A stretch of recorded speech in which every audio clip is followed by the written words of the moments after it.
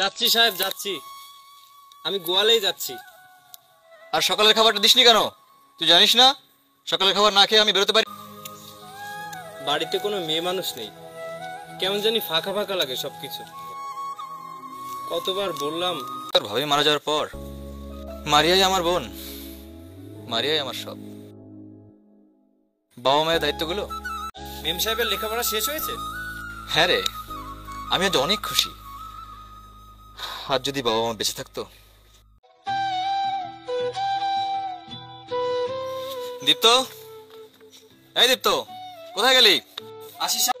এই টাকাগুলো রেখে আয়, আর এই প্রেসক্রিপশনটা রাখ, কিছু ওষুধ নিয়ে আসিস। আচ্ছা সাহেব। সাহেব, মেম সাহেব আসছে? এতদিন পর ও ফিরে আসছে। সাহেব, আপনি কোনো চিন্তা করবেন না, আমি তো আছি। আমি আনতে যাবো মেম সাহেবকে। তাছাড়া মেম সাহেবও আমাকে দেখলে খুশি হবে। তুই আমার বিশ্বস্ত একজন। সেই ছোট্টবেলা থেকে তুই আমাদের সঙ্গেই আছিস। তুই আমার ভাইয়েরই মতো। উফ, ভাইয়াটা না একদম জাতা। আমাকে নিতেও আসতে পারলো না। এতদিন পরে আসলাম তবুও হ্যালো মেম সাহেব, এই যে আমি। তুমি কে? সেই ছোট্টবেলায় গ্রাম ছেড়েছেন। আমি আপনাদের বাড়ির সার্ভেন্ট, আই মিন চাকর। আমার নাম দীপ্ত। অনেক বড় হয়ে গেছিস। আর ভাইয়া কোথায়? সাহেব একটু ব্যস্ত আছেন, আমাকে দায়িত্ব দিয়েছে আপনাকে নিয়ে যেতে। এখন চলুন তো।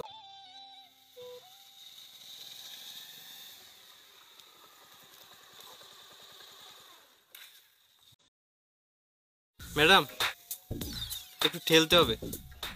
কি? আমি ঠেলবো?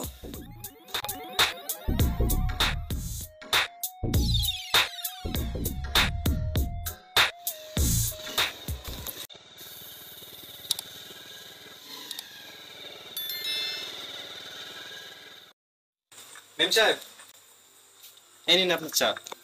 ও thank you. Maria, বোনামা,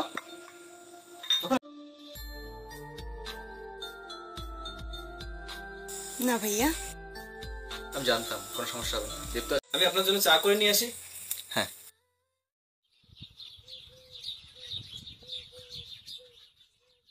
good morning. উফ, সকাল সকাল চলে এলি বিরক্ত করতে।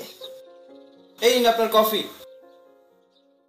মেম সাহেব, কিভাবে? মেম সাহেব, আমি কাজের ফাঁকে ফাঁকে তো পড়াশোনা করি, আর বাকিটুকু সিনেমা দেখতে দেখতে শিখে গেছি। ও গুড।